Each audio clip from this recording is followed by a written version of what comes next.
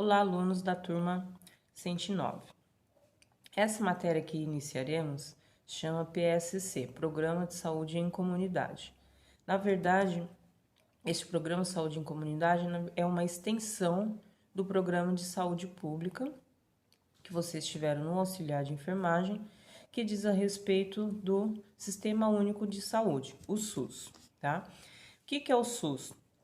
É uma nova formulação política e organizacional para o reordenamento dos serviços e ações estabelecidas pela Constituição de 88. Ou seja, o SUS ele surgiu para dar amplo atendimento a toda a população em território nacional, independente das condições financeiras de cada cidadão. Ou seja, ela é uma responsabilidade de todos os órgãos do governo federal, estadual e municipal. Aí dentro do SUS nós temos a doutrina do SUS, que é baseado na Constituição, tá? Que ela vai reger alguns princípios, que é a universalidade, é a garantia de atenção à saúde por parte do sistema a qualquer cidadão. Então, ou seja, qualquer cidadão no território nacional ele tem direito ao atendimento público em relação aos serviços de saúde. A equidade é assegurar ações de serviço de todos os níveis de acordo com a complexidade de cada cidadão, ou seja, todos são iguais perante a nossa Constituição e perante o Sistema Único de Saúde, tá? Isso vai ser norteado perante a necessidade de cada cidadão necessitar e o que o SUS pode oferecer. E a integralidade. Cada pessoa é um indivíduo integrante da comunidade. Então, ou seja, ele tem direito à assistência integral, independente da sua necessidade biopsicossocial, ele deve ser atendido. Aí nós temos os princípios que vão reger essa organização do SUS, que é a regionalização, hierarquização, resolubilidade, descentralização, participação dos cidadãos e complementação do setor privado. Regionalização e hierarquização. Os serviços devem ser organizados de acordo com o grau de complexidade e da necessidade tecnológica que aquele sistema ou aquele serviço pode estar oferecendo, tá? Dentro de uma determinada população, uma determinada área a ser atendida. A resolubilidade, ou seja, o indivíduo ele procura um atendimento médico, a sua necessidade ela tem que ser resolvida, mesmo que isso não seja no município onde ele reside, mas o Sistema Único ele tem que resolver e tem que achar uma assistência para a necessidade de cada paciente. A descentralização. Isso surgiu para que o poder não ficasse centralizado apenas na mão de uma única esfera, que antigamente era o governo federal. Então, com a descentralização, ela passa o poder e a participação dos estados e municípios de acordo com a necessidade que há de cada estado e cada município, e não somente em relação à federação, tá? Quanto às ações de serviço de saúde entre vários níveis de governo, onde a tomada de decisão ela vai de acordo com a necessidade de cada região. Dentro da descentralização, nós temos a municipalização de saúde, que são as atribuições que o governo dá poder aos municípios, tá? Porque antigamente os municípios eles não tinham poder de decisão nem poder de voto. Com a descentralização, isso faz com que os governos, né? Então, ou seja, o governo federal passa a autonomia ao governo do estado, que passará a autonomia aos seus municípios para a tomada de decisões. Então, são promoção de saúde diretamente voltada aos cidadãos, então, de acordo com a necessidade de cada região. A participação dos cidadãos. Então, a população passou a ter a necessidade e a participação em tomadas de decisão que diz respeito à sua comunidade, à sua região, tá? E essa participação da população são nos 3 níveis de execução: nível federal, nível governamental e a nível, ou seja, o estado e o município. Com isso, com a participação do cidadão, houve a necessidade da criação dos conselhos de saúde. Esses conselhos de saúde também são nas 3 esferas, federal, estadual e municipal, para poder montar estratégias de solução para determinadas situações que podem estar ocorrendo em determinadas regiões. A respeito da saúde pública, é a ação da saúde que representa o instrumento técnico-político que irá interferir no processo saúde e doença, amparado pelo conhecimento científico e cujas práticas voltam-se tanto para o indivíduo quanto para o coletivo. Então, ou seja, a saúde pública ela atende individualmente como uma população em si.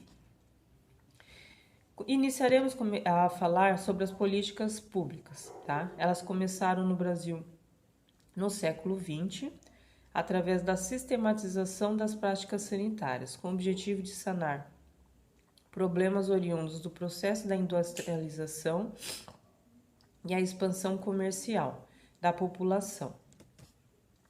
Aí, dentro desse processo, existiram 2 tipos de modelos, onde a Política Nacional de Saúde garantia, antigamente ela não garantia a universalidade e a integralidade. Então, teve que existir 2 tipos de modelo vigente na época, isso antes do século XX. O modelo preventivo e o modelo curativo. O modelo preventivo, ele representa a saúde pública voltada para toda a população. Então, ou seja, é uma coisa coletiva, saneamento básico, vacinação e controle de doenças. E o modelo curativo, que diz respeito a uma coisa um pouco mais restrita. Então, é a respeito da saúde do trabalhador formal, aquele trabalhador que é registrado em carteira. A educação em saúde tem como objetivo o acesso do indivíduo aos serviços básicos de saúde, promover a integração e a unidade de saúde da população e conhecer as condições de saúde da comunidade. Então, a educação em saúde ela vai saber a real necessidade de cada comunidade necessita ou precisa ser sanado os seus problemas. Fornecer espaço para a comunidade desenvolva ações de programa de saúde, discutir ações de saúde oferecidas pelas unidades de saúde, capacitar pessoas interessadas na comunidade, então aí você começa a entrar os agentes comunitários de saúde e as reais necessidades e as reivindicações que aquela população necessita. Com isso entraram os programas de saúde da família. É uma estratégia que prioriza ações de promoção, proteção e recuperação da saúde. Isso da família inteira ou de uma pessoa individualmente. Então, ou seja, desde aquele indivíduo que está no ventre da mãe, né? Então, ou seja, da mãe. Então, ela vai do recém-nascido ao idoso. Daquela pessoa que só tem a necessidade de prevenção da doença, como aqueles indivíduos que já estão doentes e necessitam de atendimento. O objetivo do Programa de Saúde da Família: prestar assistência integral à família em saúde da comunidade, tá?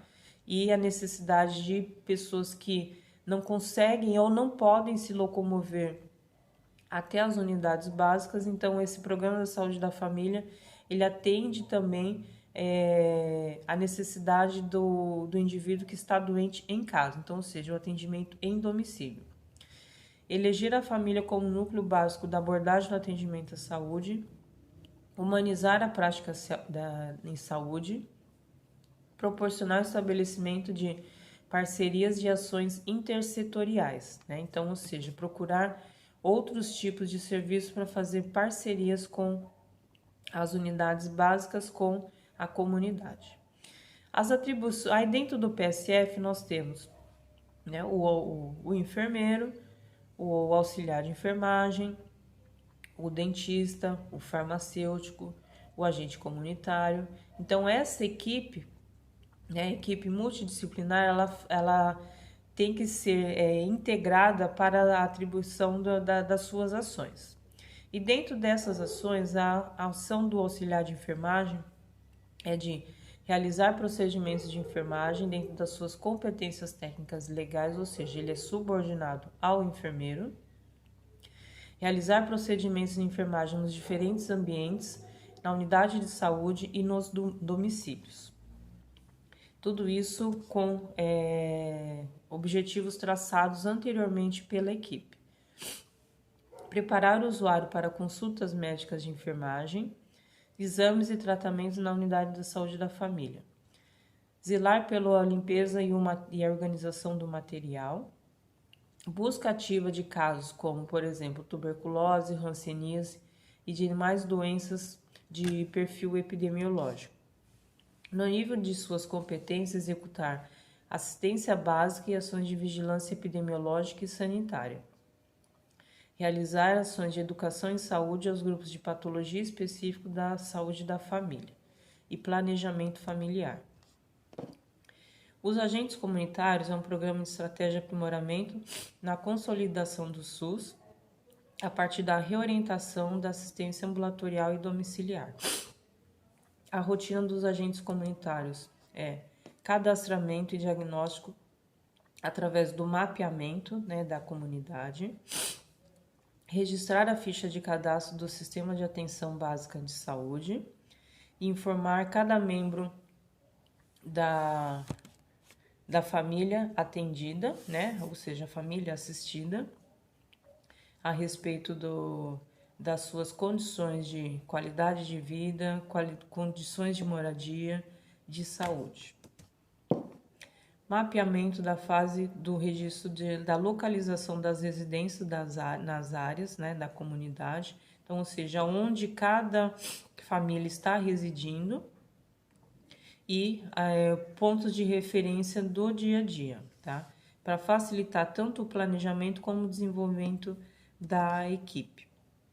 Identificar microáreas de risco, então, ou seja, lugares onde o risco maior tanto para aquela determinada comunidade ou determinado tipo de paciente, e identificar isso daí, representando áreas de risco, ou seja, lugares que representam algum tipo de perigo para a saúde das pessoas que moram ali. Realizar visitas domiciliares, tá? Com no mínimo uma visita mensal a cada família residente na área de atuação de cada agente. As ações coletivas: visitar e mobilizar as comunidades, promover reuniões e encontros, então, ou seja, trazer a comunidade para a unidade de saúde, tá? As ações intersetoriais, ações específicas da área da saúde, a gente poderá atuar como um educador na identificação de crianças em idade escolar que não estão frequentando as escolas, saber o porquê e levar esse problema para a unidade de saúde da família. Outros programas que integraram isso: a farmácia popular, a Bolsa Alimentação, a saúde da mulher, do pré-natal ao nascimento, saúde da criança, tá? Hoje em dia nós temos também a entrada da saúde do idoso e a saúde do homem, tá? Que o homem antigamente ele não era inserido dentro dessas ações, também foram inseridos. Os principais programas do governo, então é o programa em relação à hanseníase, à tuberculose, os pacientes com diabetes e hipertensão, tá?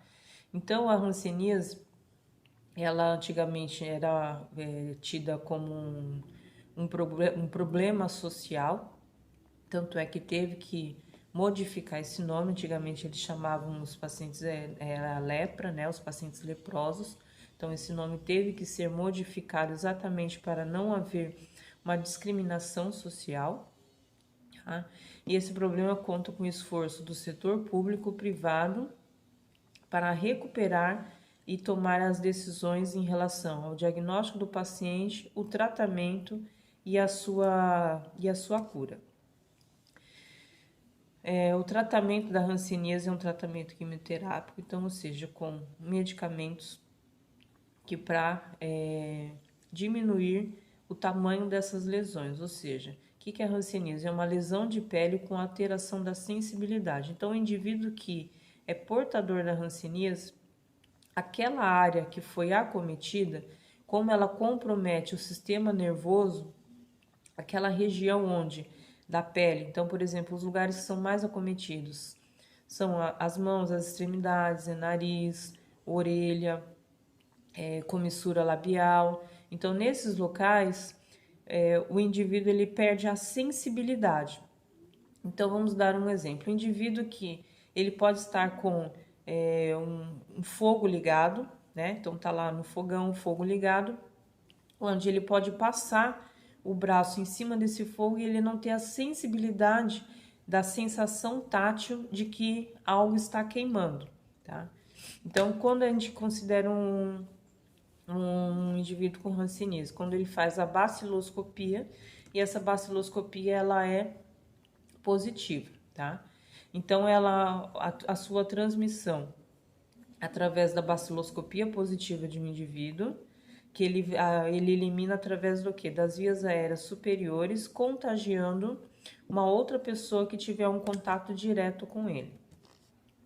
Os fatores predisponentes. Então, essa é uma doença socioeconômica, ou seja, ela atinge populações de baixo poder aquisitivo. Então, hoje em dia, a gente considera, por exemplo, dentro da população, principalmente o sistema prisional, ou pessoas onde a convivência dentro da sua casa é com muitas pessoas, né, dentro de um espaço físico muito pequeno, tá? Então, condições socioeconômicas desfavoráveis, em condições de vida precária e de saúde precária também, um elevado número de pessoas convivendo no mesmo ambiente.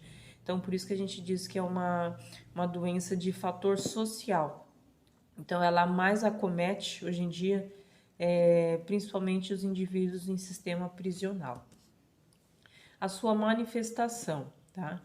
Depende da relação do parasito hospedeiro, tá? Só que ela tem um período de incubação, que ela varia de 2 a 7 anos. Isso faz com que dificulte o diagnóstico, porque você não tem uma coisa muito precisa dentro dessa janela imunológica. Sinais e sintomas que são manifestados. Ela é dermatologicamente, então, ou seja, a pele é acometida, e neurologicamente, porque atinge dentro da pele a parte do sistema nervoso, tá? Alterações neurológicas não diagnosticadas e tratadas adequadamente pode causar incapacidade física e evoluir para deformidades. Então, é aí onde são aqueles indivíduos que começam a ter perda de cartilagem, né, principalmente em nariz, orelha, e uma vez perdido, isso daí não é reconstituído. Então, a única maneira de reconstituir isso daí é através de enxertos com cirurgia plástica e colocando próteses. Os sintomas também são diminuição dessas lesões, hipoestesia ou ausência da sensibilidade, né? Então, a anestesia, podendo aumentar a sua sensibilidade, ocorrendo a hiperestesia. Então, é quando o indivíduo não sente por completo aquela região que está acometida pelas lesões, tá? As lesões mais comuns são manchas pigmentadas ou discrômicas, que resultam na ausência ou diminuição ou aumento da melanina ou depósito de outros pigmentos naquela região onde foi acometida, tá? Pode ser individual ou pode ser em placas. As lesões infiltrado, aumento da espessura e da consistência da pele, né? Então, ou seja, ocorre uma alteração da pele naquela região. O tubérculo, que pode ser pálpula ou nódulo, tá? Deixando cicatriz. Ou nódulo, que é uma lesão sólida, circunscrita, ela é elevada, tá? Então, ou seja, ocorre uma alteração acima da pele em relação a esse tipo de lesão, tá? Ela pode ser localizada, que é o que geralmente ocorre, principalmente na mucosa nasal e na cavidade oral, tá? os lugares com maior frequência: face, olhos, nádegas, braços, pernas e costas. As lesões, elas podem também representar alteração de sensibilidade, que não apresentam nenhuma alteração dermatológica no local, tá? Essas lesões, elas podem ocorrer um processo inflamatório, que são as neurites, podendo causar tanto a ação do bacilo como a reação do organismo ao bacilo ou por ambas. A manifestação através de dor e espessamento, perda da sensibilidade nas áreas inervadas, principalmente olhos, mãos e pés, tá? Então o indivíduo passa a não sentir mais dor, que isso é uma situação muito preocupante, porque ele pode estar cometendo outras situações também por conta dessa inervação, ou seja, a perda da sensibilidade naquele local, tá? O diagnóstico é através da prova tuberculínica, né? Então, ou seja, quando o indivíduo classifica o pau bacilar, que são até 5 lesões, então a contagem de até 5 lesões, e mais de 5 lesões são o multibacilar, tá? Que é o que vai iniciar o tratamento quimioterápico. Que o medicamento pode ser a rifampicina, que é a mais comum, dapsona, tá? Então esses medicamentos o indivíduo ele tem que tratar no mínimo por 6, 9 meses até 1 ano, tá? Dentro do esquema multibacilar também temos novamente a rifampicina, a clofazimina e a dapsona também, tá? Tudo isso vai depender de como que é o tipo de lesão, o tamanho dessa lesão, a espessura dessa lesão, aí o medicamento vai ser determinado para cada indivíduo, tá? Então, ou seja, são doses que esses medicamentos eles são supervisionados, então, ou seja, a dose ela não é disponibilizada toda a dose para o indivíduo, então o indivíduo sempre tem que estar retornando ao serviço de saúde para poder tá sendo mapeado esse tratamento. Agora nós temos a tuberculose, uma doença prevenível e curável, também associada também a nível socioeconômico e lugares onde as pessoas têm muita pobreza, aglomeração de pessoas juntas e condições precárias de vida. Também é outra doença que o fator socioeconômico é muito alarmante. Então, também é outra doença onde muitas pessoas convivem confinadas dentro de um ambiente físico muito pequeno, tá? Então, novamente, dentro do sistema prisional é onde mais vai acometer a tuberculose, tá? Ela é causada pelo Mycobacterium tuberculosis, né, que é o bacilo de Koch. A sua transmissão também é através de gotículas, né, onde a pessoa, ao expelir, tossir, espirrar, falar, ela expele esses micobactérios e contamina outras pessoas que estão próximas. Então, é um tipo de doença onde, se há a suspeita de um indivíduo com tuberculose, esse indivíduo tem que ser isolado, tá? Ele não pode ter contato com outros tipos de doente, outros tipos de patologias. Só que as pessoas acabam confundindo e acham que a tuberculose só dá apenas nos pulmões. Não, a tuberculose pode atingir outros órgãos também, que pode ser os gânglios, a pleura, rins, cérebro, ossos, tá? Que são formas mais graves da tuberculose. Obviamente, a pulmonar é a mais comum de se ocorrer, tá? Sinais e sintomas: tosse persistente, seca e produtiva por mais de 3 semanas, o emagrecimento, falta de apetite, dor torácica. Então, assim, uma das principais características que a gente diz da tuberculose é a sudorese noturna. Então, o indivíduo ele promove uma sudorese muito intensa à noite e ele sempre tem febre no final da tarde, tá? Nos outros períodos do dia ele não apresenta febre, então isso é dos diferenciais em relação aos sinais e sintomas que podem estar acometendo para diferenciar de outros patógenos. Tá? O diagnóstico é através do escarro, tá? Então são 3 amostras que são colhidas em dias diferentes e consecutivos, tá? Para ver a proliferação desse bacilo, tá? Através da cultura do escarro. Esse é o método diagnóstico mais indicado. A baciloscopia, que tem resultado negativo, pode apenas detectar a presença do bacilo, mas em quantidade insuficiente, ou seja, às vezes pode ser aquele indivíduo que teve contato com alguma pessoa com tuberculose, mas ele não está doente necessariamente, tá? Outras formas de diagnosticar a meningocele, então, ou seja, através do líquor, parte renal, pleura, óssea e ganglionar. O raio-x de tórax é um outro diagnóstico auxiliar para poder fechar o diagnóstico, tá? Através da sua avaliação clínica. A prova tuberculínica isoladamente indica a presença da infecção, mas ela não é suficiente para fechar o diagnóstico, então precisa da parte clínica, a prova tuberculínica e o raio-x ou um serviço um pouquinho mais avançado, a tomografia, para poder fechar o diagnóstico.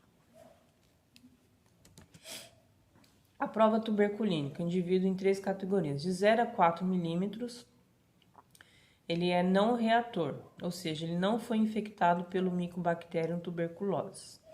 De 5 a 9 milímetros, reator fraco, indivíduo é aquele indivíduo que pode estar ou contaminado ou ele já foi vacinado pela BCG. Então, por isso que é muito importante a vacinação da BCG. A BCG ela é dada no indivíduo ao nascimento, tá? É onde vai formar, geralmente a grande maioria da população forma aquela lesãozinha no braço. Isso é uma das provas que o indivíduo foi vacinado com a BCG. Então, por isso da importância e da necessidade da vacinação como método de preventivo para a pessoa não se infectar com o Mycobacterium tuberculosis. Mais de 10 milímetros é o reator forte, o indivíduo com Mycobacterium, ou seja, ele pode estar doente ou não, mas é um grande indicativo. E indivíduos vacinados com BCG nos últimos 2 anos, aí ele pode dar um reator alto, tá? Como esse tipo de vacina ela é dada ao nascimento, né? Então, hoje em dia, pela preconização. Antigamente, quando o indivíduo não conseguia provar que ele tomou a vacina, era revacinado. Hoje em dia, só se ele tiver contato com o indivíduo que teve tuberculose, onde ele tenha a certeza absoluta que ele não foi vacinado, tá? E a classificação dos casos. Caso novo. É o doente com tuberculose que submeteu à quimioterapia, fez uso dos medicamentos por menos de 30 dias e submeteu-se ao tratamento de tuberculose há 5 anos ou mais. Então, ou seja, ou a pessoa ficou doente novamente, ou ela fez o uso do medicamento e não completou o ciclo, né? Então, ou seja, ele fez menos de 1 mês, ou há 5 anos ou mais ele fez esse tratamento incompleto. Caso de recidiva, é o doente com tuberculose, onde se tratou anteriormente, recebeu alta por cura e novamente foi dado o diagnóstico de tuberculose num espaço de tempo inferior a 5 anos, tá? Esse indivíduo é considerado como um caso novo.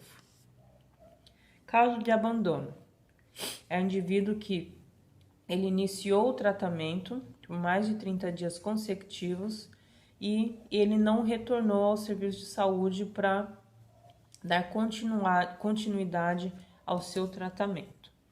Caso de falência, é o doente que teve a baciloscopia positiva, mantém essa situação até o 4º mês, ou seja, com positividade, mesmo tomando o medicamento, e depois de 2 meses consecutivos a partir do 4º mês de tratamento.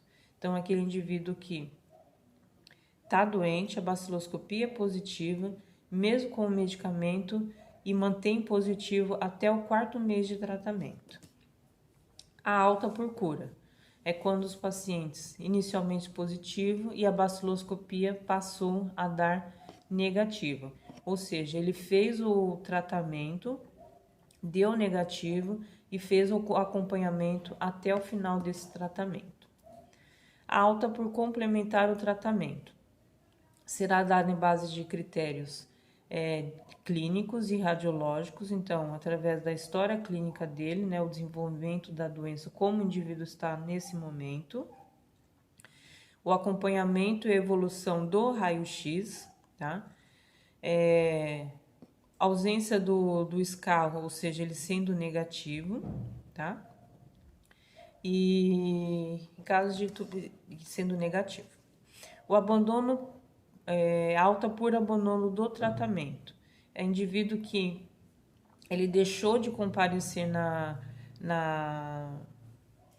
unidade de saúde por mais de 30 dias consecutivos. Então, ou seja, ele simplesmente abandonou e não retornou dentro da data prevista para o tratamento, tá? Isso num prazo mínimo de 30 dias. Alta por mudança de diagnóstico. Então, quando for dado um diagnóstico, pode ser dado um diagnóstico inicial de tuberculose e mudou esse diagnóstico no percurso do tempo. Alta por óbito, obviamente, quando o indivíduo falece, mas isso tem que ser de conhecimento da unidade de saúde. Então, ou seja, por exemplo, o indivíduo pode ter se internado, né, num hospital, ele foi a óbito, só que a unidade básica ela tem que ser comunicada para poder dar baixa neste prontuário. E alta por transferência é quando o paciente ele é transferido para outro tipo de serviço de saúde, ou seja, ele geralmente é quando ele muda de município, tá? Alta por falência é dada a persistência do positivo no 4º ou 5º mês de tratamento e onde apresenta positividade e depois ele vira negativo, tá? Por 2 meses consecutivos. Então, até o 4º, 5º mês ele é positivo e sucessivamente dos próximos 2 meses ele passa a ser negativo. Agora, em relação à hipertensão e à diabetes, tá? Representa uma das principais causas de mortalidade no Brasil. Então, são doenças que a gente considera doenças crônico-degenerativas, onde os maiores fatores de risco, tá? São indivíduos que fazem com que agrave o cenário se ele não realizar o tratamento adequado, tá? Essas doenças, elas dão uma série de complicações, podendo até causar invalidez no indivíduo, tá? O objetivo desse programa, né, de diabetes e hipertensão é promover os portadores desse agravo um acompanhamento adequado e a estabilidade da doença, tá? Identificar os indivíduos que são acometidos, os fatores de risco principais, né, que é a obesidade, dislipidemia, que são os indivíduos que têm colesterol e triglicéridos elevado, sedentarismo e outras doenças crônicas que podem acometer ou levar a diabetes e a hipertensão, ou a diabetes e hipertensão acometer outras doenças, principalmente doenças cardiológicas, no caso do infarto, tá? O problema da hipertensão e da diabetes são doenças que são assintomáticas, principalmente do indivíduo hipertenso, onde ele pode não estar tendo nenhum sintoma e ele pode estar já com o seu comprometimento da hipertensão arterial, tá? O diagnóstico é simples. O seu tratamento também através de não só medicamento, como ações educativas, modificação do hábito de vida, modificação alimentar, fazer com que o indivíduo incorpore esse tipo de tratamento, tá?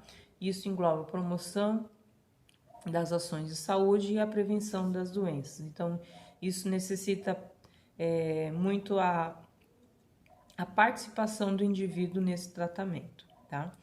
A prevenção primária tem o objetivo de eliminar fatores de risco, que é de responsabilidade da equipe de saúde, estimular para diminuir o fumo, a obesidade, o sedentarismo, o aumento do consumo de sal e de bebida alcoólica, tá? Através de uma alimentação saudável, atividade física, diminuição de peso corporal, diminuição do estresse. A prevenção secundária tem por objetivo detectar e tratar precocemente os portadores de hipertensão arterial e diabetes e suas complicações. Então, ou seja, aí entra a parte da hereditariedade. E a prevenção terciária, prevenir ou retardar o desenvolvimento de complicações agudas ou crônicas causadas principalmente pela diabetes, tá? Evitando mortes precoces. As atribuições da equipe de enfermagem: verificar os níveis de pressão arterial, peso, altura, circunferência abdominal dos indivíduos que fazem parte desse tipo de serviço de saúde, orientar a comunidade sobre as mudanças de hábito de saúde, os fatores de risco, a automonitorização principalmente da glicemia e a verificação da pressão arterial, né? Então, esse controle um pouco mais eficaz. Dentro dessa parte da hipertensão e diabetes, terminou. Agora nós temos a saúde do trabalhador, que antigamente o trabalhador ele não era inserido dentro das ações da saúde da comunidade, tá? Então ele passou a ser inserido porque notava-se uma grande ausência de uma parte da população para ela ser atendida, tá? São ações prioritárias, pois o tipo de trabalho e forma como é realizado suas condições estruturais para o estilo de vida da pessoa, fator determinante para a saúde física, psíquica e espiritual. O objetivo: capacitar os profissionais de saúde sobre a possibilidade de trabalho de um ou de determinados processos de saúde e doença, prevenir doenças profissionais e acidentes de trabalho, controle médico da saúde do trabalhador, né, através da vacinação, diagnosticar precocemente as doenças ocupacionais, dar resolubilidade aos problemas de saúde do trabalhador, ações de educação, estabelecer educação continuada e preventiva de doenças ocupacionais. Aí agora nós temos a saúde do idoso, né, que ele passou a ser inserido também dentro dessas ações da comunidade. Então, hoje em dia tem uma lei que rege a saúde do idoso, é a Lei 8842, tá, pela Constituição Nacional de Saúde, que ela visa promover a autonomia, integração e participação efetiva da comunidade em relação à saúde do idoso, tá? É considerada uma pessoa idosa acima de 60 anos, então existem leis específicas para o idoso, tá? Para que o idoso ele tendo saúde, a população, como a população está envelhecendo, então precisa ter um idoso saudável, tá? A prevenção de doença e incapacidade está relacionada à boa alimentação, atividade física, o extermínio ou eliminação do tabagismo, bebida alcoólica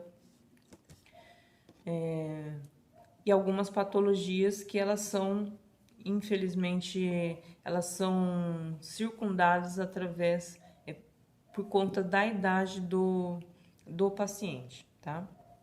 A necessidade do sono e do repouso. E nós temos algumas doenças que elas são mais acometidas no idoso, né? Então, ou seja, na terceira idade, então a hipertensão, diabetes, as lesões de decúbito, principalmente daqueles pacientes que ficam acamados, acometidos por uma doença como o Alzheimer, a demência senil, tá? Muitas fraturas e uso indiscriminado de medicamento, tá?